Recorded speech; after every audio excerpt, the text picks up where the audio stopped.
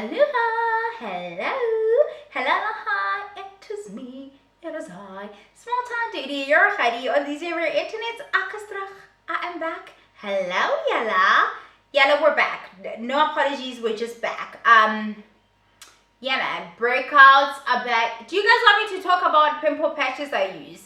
I feel like I come on here with pimple patches so much, I owe y'all. Like, I need to tell you, give you guys a little review. Like, this one works, don't waste your money here, or some shit. I don't know, man, because, like, I'm a frugal girl. I'm just broke. I'm a brokey, so I move accordingly. This shit was supposed to be out of my hair already. I said to my one friend, hey, can you help me take my, and then today, she's like, get to the yesterday, bitch. What do you mean?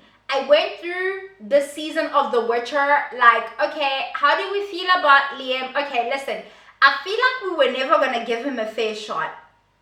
I feel like if you watch The Witcher on Netflix, I love fantasy shit. Like, I'll never grow out of that shit. That genre of television is made for me. That shit is some fucking sci-fi. They make that stuff for bitches like me, okay? I'm watching every time. I'm mad when it doesn't live up to my expectations and my imagination that doesn't have a budget. I'm sad, you know? I feel like Liam Hemsworth was never going to get a fair shake because Henry Cavill is a very good looking man. And it's not to say Liam isn't, it's to say he's not Henry. Do you see what happened there? And I feel like from the time the casting was like announced, because Henry like walked off, that they're gonna have Liam step in to be the Witcher, we were already just like, nah, we don't want to set, you know? So I feel like he was not, but the season is alright, Chilla. Like, it's not, I feel like we're not mad enough at the wig. Like, we're mad enough at every, Liam it's that fucking wig. It's not helpful. Okay? But anyway, I watched that a little too quickly because I was like, oh, maybe I can just put on The Witcher, but maybe I'll rewatch it in case there are things I missed. And then I'll take the stuff out of my hair because I'm sick of it. I just want my locks back. I'm sick of it. Really am. But anyway, I was cute at the weekend. I'll post a short. I already posted on my TikTok and stuff. Some of you did say, oh my God, Rahadi, you look so cute, and I appreciate that. Thank you so much and stuff. I've come to terms. I've known for a while that because I'm not a tall girl, some of the fits I have in mind don't work. They fall flat because I insist on staying in flats. Also because I live in a very laid-back town, showing up in heels in places is like you're doing too much. I no longer care because I now want my outfit to look how the fuck I want my outfit to look. And if it's a cute little my friends treated me, by the way. That's how I was out this weekend. They were like, let's treat you to a little lunch. I didn't notice for me. When we showed up, they were just like, oh, well, it's actually your treat for your grad and stuff. So go to school. Yeah, letting a dropout of 1,000 years telling you to go back to school is crazy business, but okay, whatever, go to school, don't do drugs, yada, yada, yada. Do I need to do my learners? Okay, you guys can go back to shaming me about that so that I can do something about it. I'm feeling real pressure to get my life together, like in the night, overnight, you know, lose 20. Also, guys, it's happening.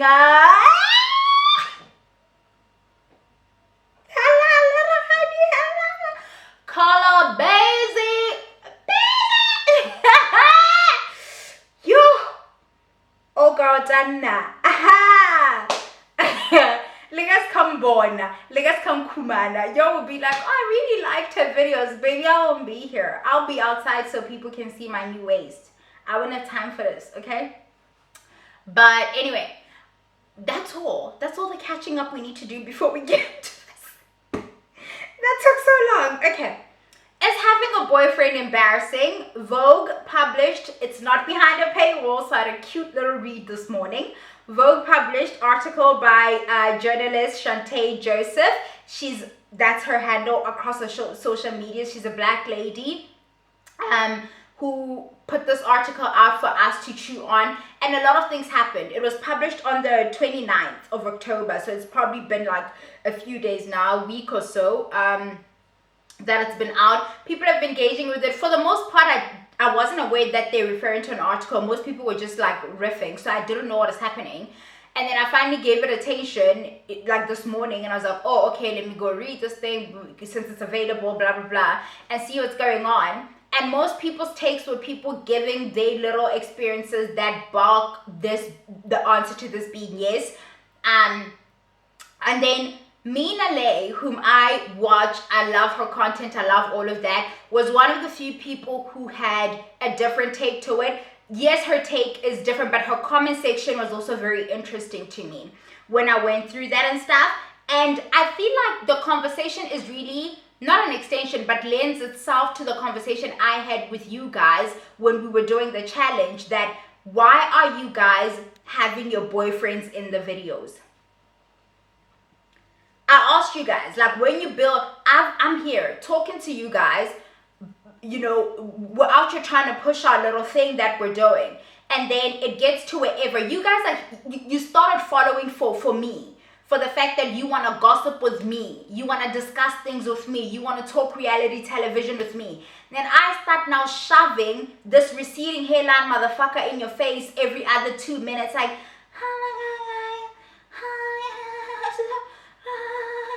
what the fuck do you mean? Tabang and I are going out on a baby. Fuck Tabang. From the bottom of my heart, fuck that dude. I don't know him, and I did not subscribe for him. I didn't. Tabang has work to do. I didn't sign up for Tabang, y'all. He's only cute to you. We've explained this. In fact, Tabang has things he needs to work on. He's got bigger issues. He needs to get one of those pens, a derma pen, and some minoxidil, and sit in a corner somewhere and get his shit to connect. Like, he has work to do. He doesn't need to be in my face. You don't need to be shoving him in my face. He's not interesting, and he's not going to be interesting without you, and he doesn't add to your interest. Like, he doesn't add to what makes me interesting. Can you guys imagine? I just started shoving a dude here in front of your face because I'm like, I just want the world to share in my joy. That's how the fuck that works. That's not how that works. It is not. Okay? And to a degree, that shift is present. And this is, let's read just like the first few sentences of the article and stuff. If someone so much as says, my boyfriend on social media, they're muted. I do that shit. There's nothing I hate more than following someone for fun, only for their content to become my boyfriendified, like my boyfriend-fied. She hyphenated that suddenly. This is probably because for so long, it felt like we're living in what one of my favorite Substacks calls boyfriend land. A world where women's online identity centered around the lives of their partners, a situation rarely seen reversed. Women were rewarded for their ability to find and keep a man with elevated social status and praise. It became even more suffocating when this could be leveraged on social media for engagement and, if you were serious enough, financial gain. And this is the real problem, isn't it? There's another young lady who, if I can find that TikTok, I'm going to share here, where she said she wants a time for us as Black women where we are able to share that we're in love and not be ridiculed for it. That this is not her wording, but essentially that we should not be afraid to come out in public with our person just because it may not work out and then, you know, be seen with another person down the line. It ought to be okay. Like, room has to be created for us to have those experiences as well. As Black women, I really hope that one day we can free ourselves from the shackles of being super private and secret about who we're dating. If you're just naturally a private person, like, that's fine. You're not obligated to share your partner with the world. I recently ended a situation with someone that I was really excited about. I told people that knew about this person that we had recently ended things. It was, oh, well, you were so excited about them. Like, that was super short-lived. And it's just like, God forbid I'm a lover girl. I feel like this idea that you don't pop out with your partner until you're engaged or married makes sense in like a celebrity context, But for regular women, for just like women like me and you, I don't understand this idea that like you shouldn't be open about being with a man because a man will embarrass you. When in reality, if we just gave more grace and had more solidarity within our own community, there would be nothing to be embarrassed about. And I make videos on the internet, so like maybe I just have no shame in general. But at the end of the day, most of our romantic relationships will fail. The whole point is to find that one person that you're meant to spend your life with. There's literally nothing embarrassing about wanting to love and be loved. Like, I just don't get it. That's not gonna happen for us, bitch. Mina's take was very interesting in that she felt that the article could have been a bit more nuanced, is what I understood from her take. If I'm allowed to download from her TikTok and post some of what she said here, I'll put it here. Is having a boyfriend embarrassing now? No. Because as a late 20s lady, I'm going to push back on this title and say that most people that I know are either in relationships, are in pursuit of relationships, or are taking a break but do see themselves in a relationship at some point in their life. I also think the title is just really silly. Like, I get that it's an editorial choice to get more clicks, views, engagement, whatever. It clearly worked because now this article is viral. But I am just tired of articles that are like, is going to the movie alone embarrassing? Is reading a book in public embarrassing? Is ordering a matcha latte embarrassing? We are too focused on creating an environment of embarrassment and shame, and this leads us to over-intellectualize our very human behaviors and our impulses and desires. And I just think that these articles, they help compel people to continue over-intellectualizing to the point where then people get caught in this paralysis of like worrying about how they appear to other people instead of just, you know, living life and going on dates and trying to get that boyfriend that they wanted and that humans have wanted for hundreds and thousands of years. Like, it's very normal to have a boyfriend. And honestly, like, this article is really only talking about an influencer phenomenon. Because if you think about it, normal people have not been sharing anything about their lives for some years now. Like, I think when it comes to think pieces like this, there needs to be an understanding of what is influencer culture and what is like actual normal offline regular person culture. And the way that these titles are phrased just like needs to stop. Because I don't want a young person to just see this title and then be like, oh, actually that influencer I follow doesn't really post their boyfriend anymore. I guess having a boyfriend or like being in love is just not cool, and I'm going to become really cynical and I'm not going to look for love either. When in actuality, the reason that influencer may not be posting their boyfriend could be so many things. It could be because they don't like him anymore and they're on the verge of a breakup. Or maybe it's because they love him so much that they've realized that this relationship is starting to become a product and they want to preserve that by keeping it a private thing. But there are so many reasons, and influencers are just much more business savvy than they were in like 2019 when TikTok was first starting to take off. And what comes with that is more discernment in the kind of things that you're going to post online. Unfortunately, I think like where this article falls flat for me is that it offers some like interesting theories, but at the end of the day, like there's not a lot of depth that goes into actually developing any of those hypotheses. And it seems like they're kind of biased in like wanting to create this hetero fatalist narrative. And I think we can definitely say that people are more pessimistic about going into dating, but that doesn't necessarily link to certain influencers not posting their boyfriends anymore.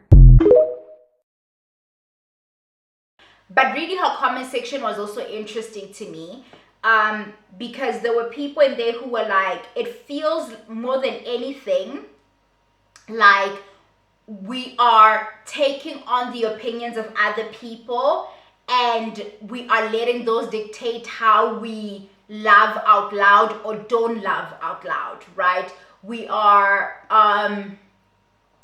what is somebody, somebody said it feels like a continuation or a part of the cringe culture online where people are afraid to try new things, especially publicly, do new things, pursue a new endeavor, pursue a new hobby, put out a project, work on whatever, start a channel just such as start talking and hope somebody will listen and keep doing it and keep, like, we had a challenge here where I was like, let me try to get to 2K.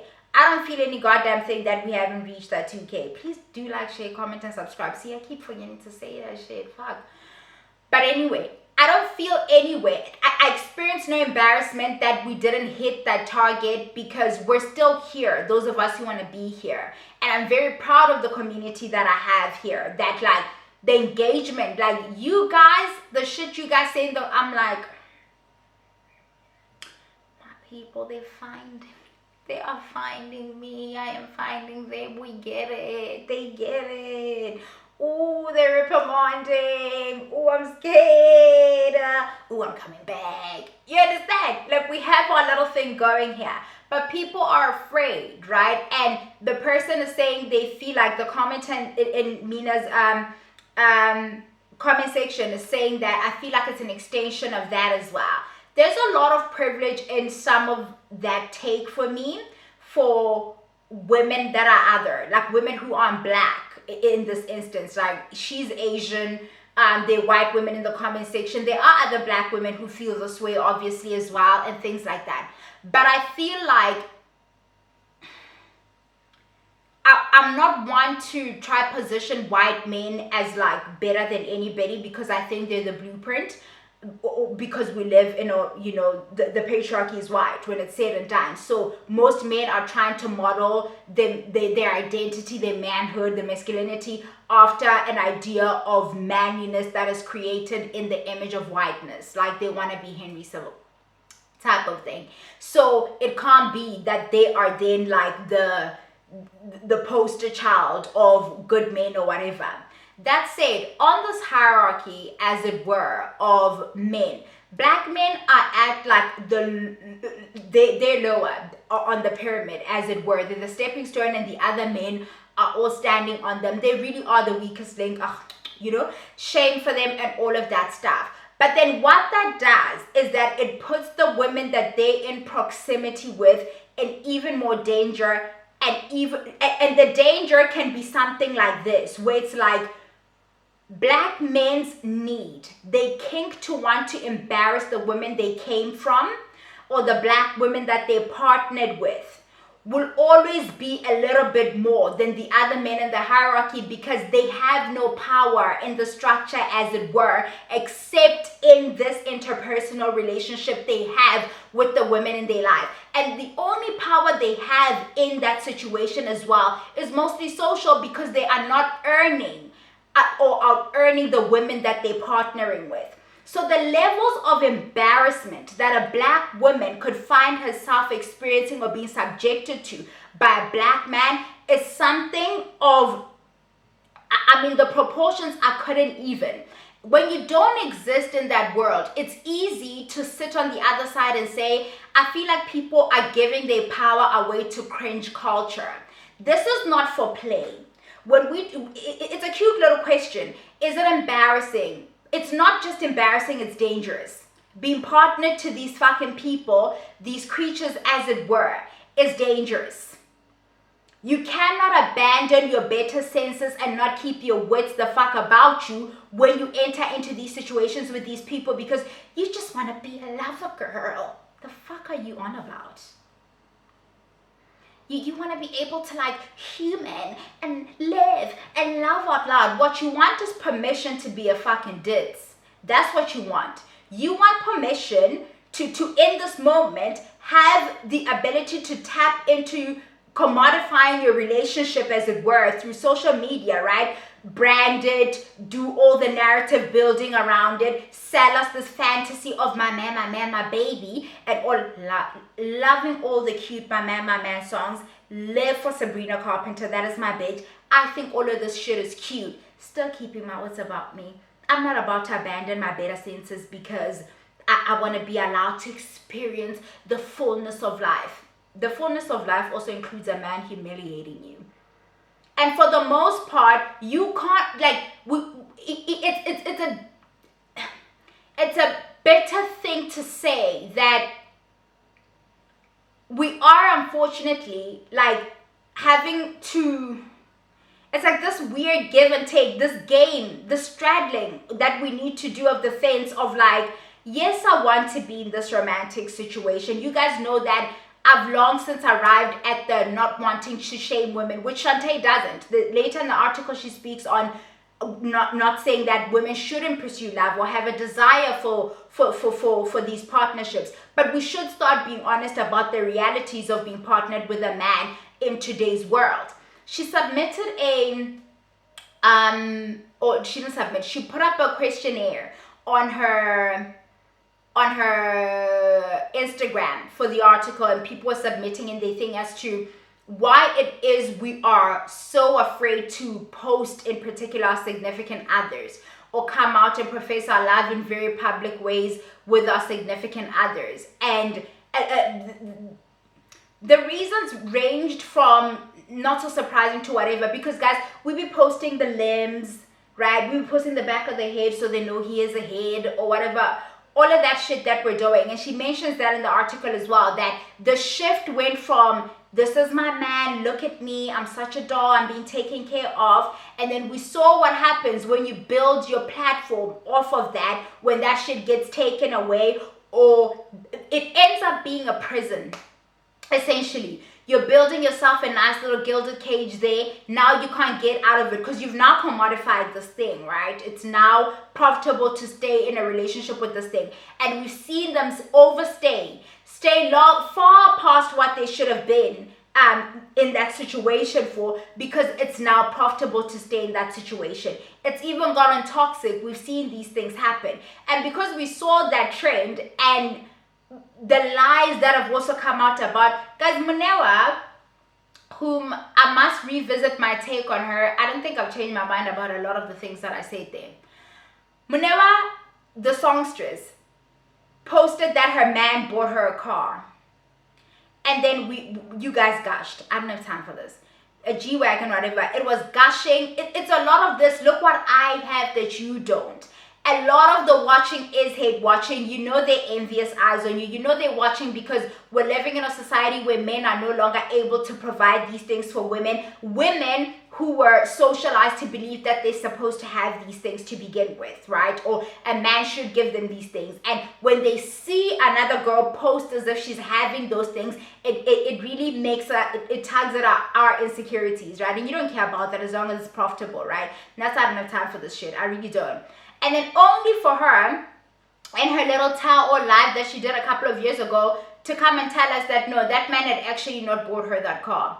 So we've seen that's part of why it's lost its luster, as it were, and we've lost our taste for it when we see a woman trying to build her platform around my man, or build her platform strong and then try to like bring a man in. I said to you guys, boys to the back. These are my exact boys to the back of the back of the back. And hold your fucking back while you're back there. Don't, what do you mean you have opinions? No, you fucking don't. Where do you have them? Because you don't have them here.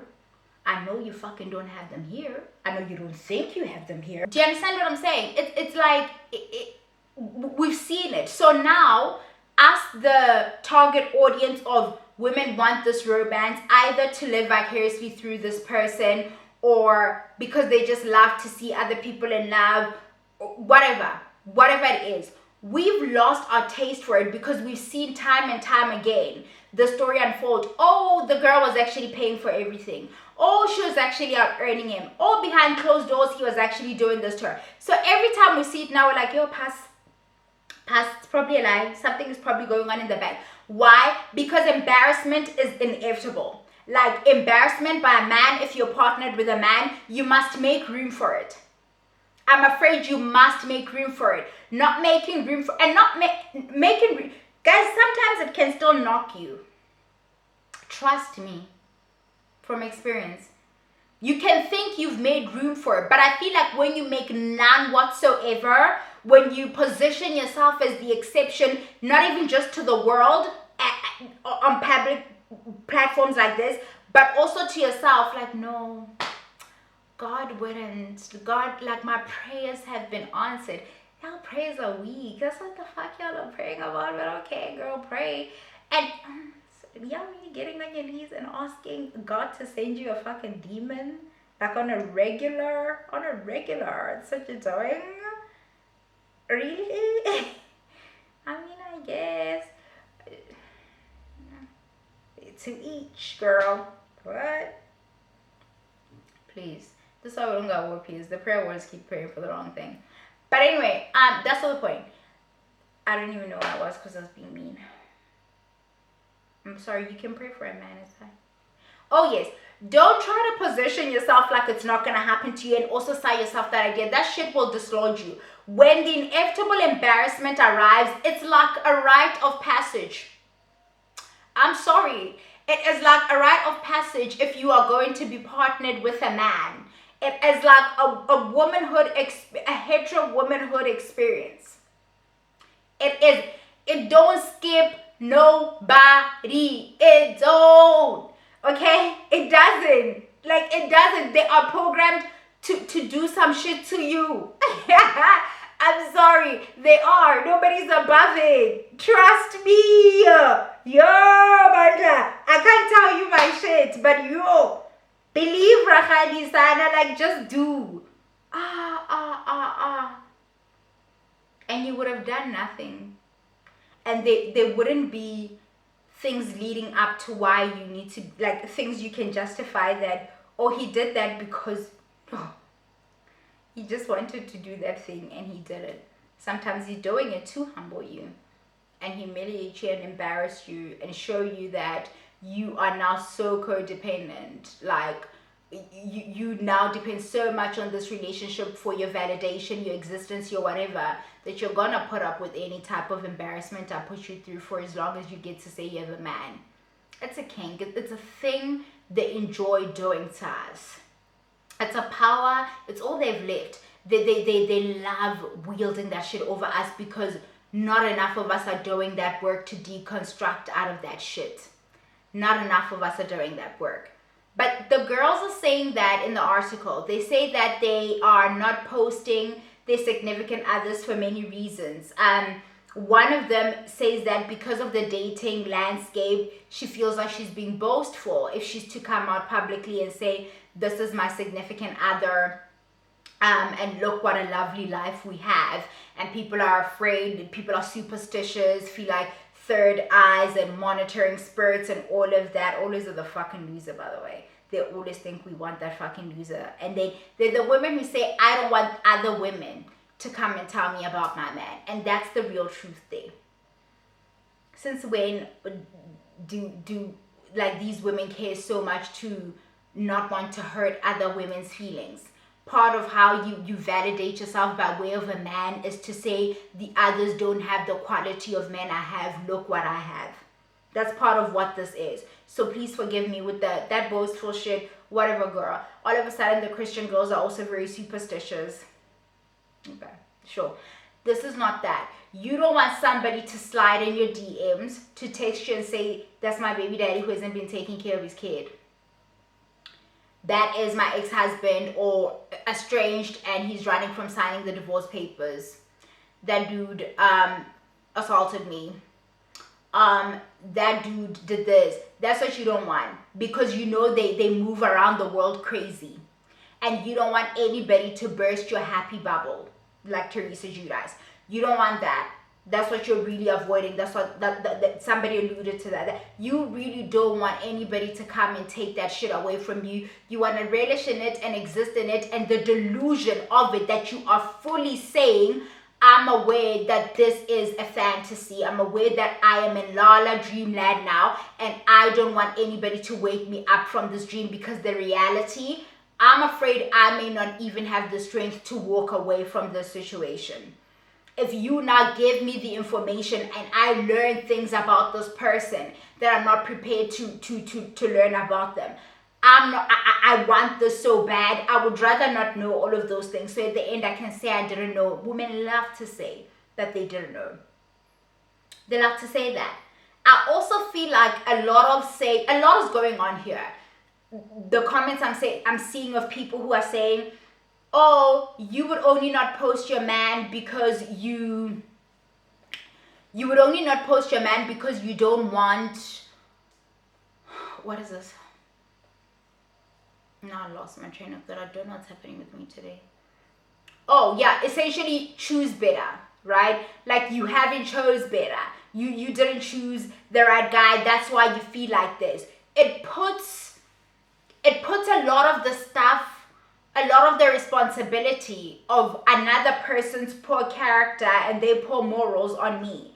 If you are presenting yourself to be this very particular thing, I'm choosing the thing that I'm being presented with. So when it comes out later down the line that you're actually a piece of shit and you were playing a role here, I must work on not feeling any which type of way that I fell for it, right? That's the embarrassment that we're running from. The language we use where it takes away the onus on the actual guilty party when we make it a, oh girl, you believed him. People don't want to walk around feeling like people are just lying to them about stuff. We want to believe that we're being honest with people because we're being sincere with them. And we ask enough questions, some of us anyway, and we feel like we're getting good answers. And we talk to the people in our lives that, what do you think? And they're also seeing the same thing that we're seeing. And at the end, when it turns out what we're seeing is not it, that embarrassment factor of, is it embarrassing to have a boyfriend, comes back into the fray where it's like, girl, you should have known better. Everybody thinks they could have seen the thing coming. And some things, yes, are like glaring red flags. They're like in your face, but we want to be partnered and we just want to look away and not see all of that. But we because of that ignoring of red flags, we've left no room for the women who, especially black women, we've left no room for women to be duped by, a devious somebody. We've left no room for that. It's always, no, you didn't do. And that thing allows men to go on doing the thing that they want to do because they're never in the wrong. It's always me for not being wise enough, for not being a little clever enough. You understand what I'm saying? And that's the stuff women are trying to avoid. That I don't want to come back and account in the court of public opinion that I was a little dummy and I was a little desperate, because there will always be a reckoning. That's who men are. Guys, we are in danger. We are in danger. And being in denial about the danger that we're in with these creatures is not helpful. It is not helpful. I'm never bringing a dude on here saying that's my man, my baby. Never. Ever. It's never happening, my dear. I don't care. But you guys do it. And I think that's the main issue. You want to be able to do that with the knowledge that these people are embarrassing. And then when they embarrass you, you want it to not be embarrassment. Like, you can't have it. You can't have it be that way. You're just going to have to choose that I'm going to put this person out here, and when they embarrass me, I'll take it on the chin and I'll take it in stride. And that is the cost of having a man. It's a little, so you got to pay in a little embarrassment. And I feel like the other thing is like, it's very, we take it very light to reduce it to embarrassment and stuff, because the types of embarrassing things that men can do are things that can make you lose your job. Sometimes they can do very life-altering things to you where on the surface it's like, ooh, that's so embarrassing, but it was so harmful. And the repercussions and the ripple effect of whatever it is they've done to you, how it continues to ripple through your life for a time to come still. You simply, guys, I'm sorry. Present you has to be responsible about future you when engaging with men. You cannot abandon your better senses because you just want to be in love. I'm so sorry to have to be the one to tell you that. And perhaps you feel like that means that you don't get to experience the thing in its raw form, and you don't get to, well, sorry, babe. Sorry.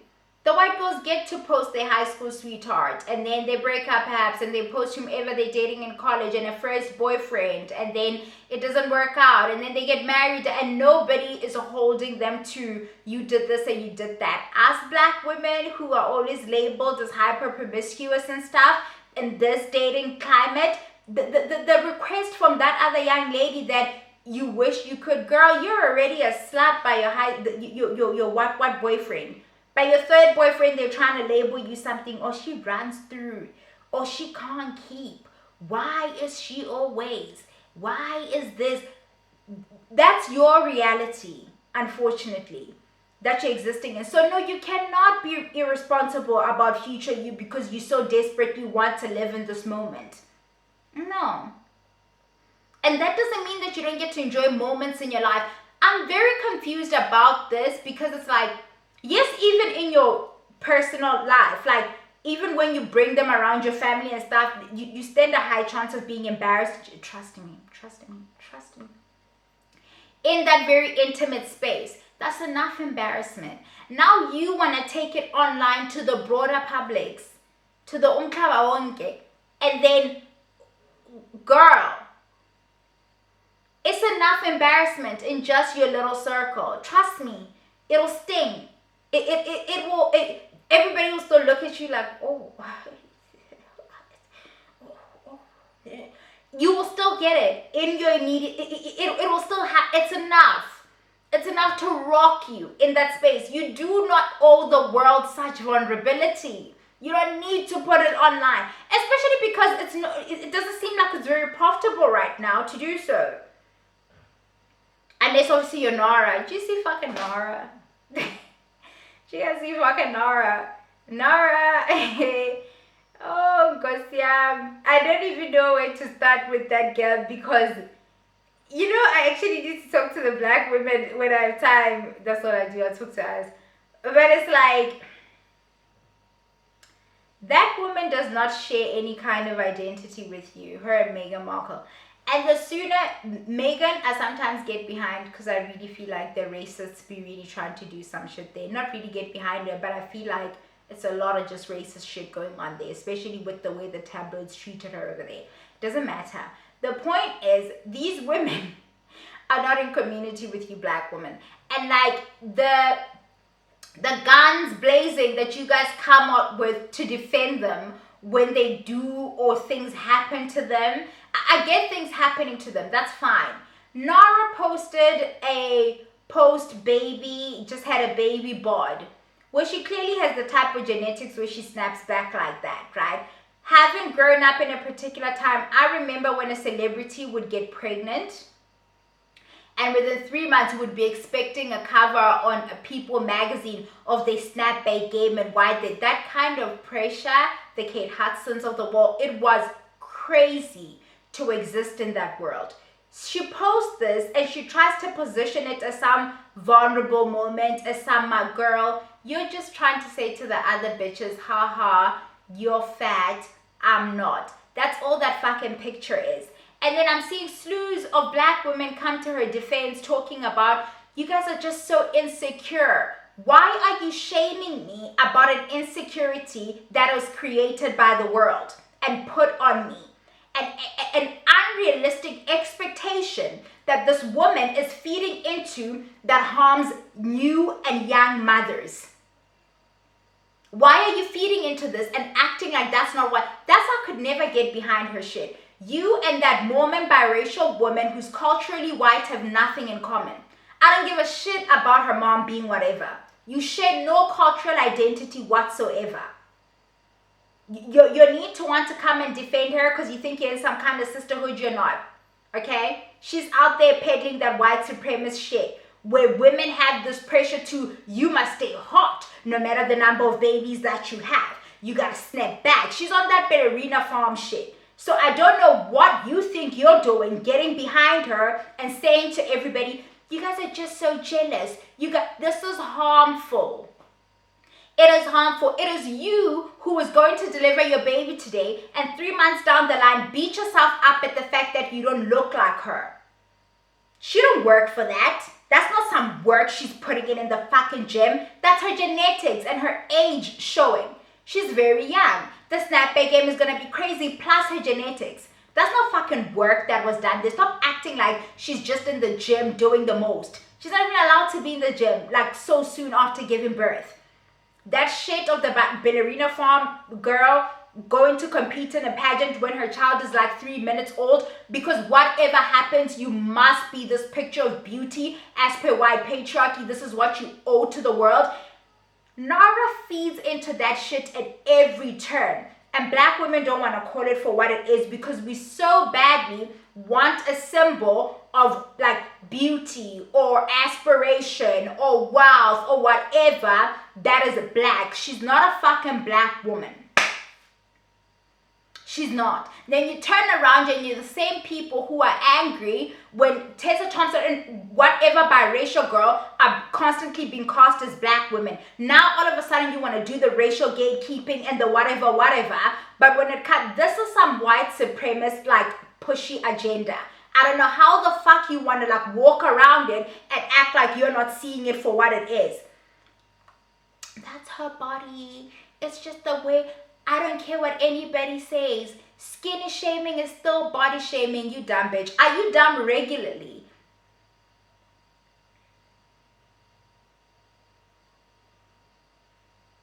I'm only waiting this long because I know it's going to take a while for you to answer. Fucking slow.